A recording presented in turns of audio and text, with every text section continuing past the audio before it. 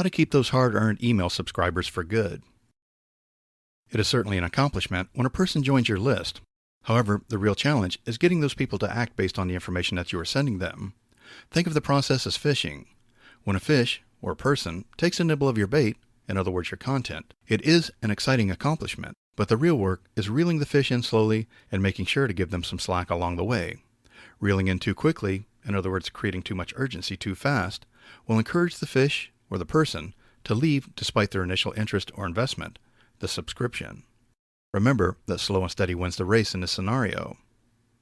Loyalty versus abandonment. What makes them stay or go? Maintaining your subscribers is a matter of giving them valuable information that they need. That is rather difficult because you have to ask, what does this person need?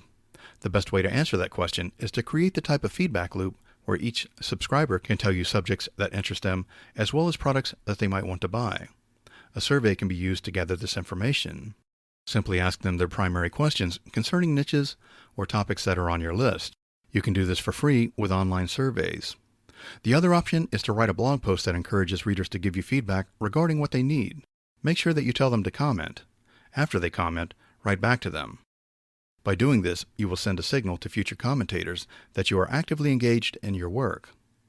The third option is just to send them an email containing a question and ask them to reply accordingly. This question can represent the entirety of the email or be somewhere in the email.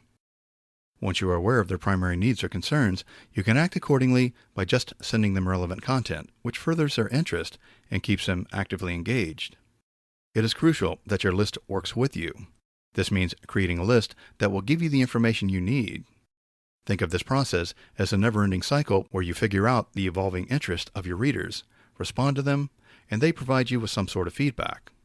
This process is not all about selling. It boils down to providing them with some type of content, either free or paid.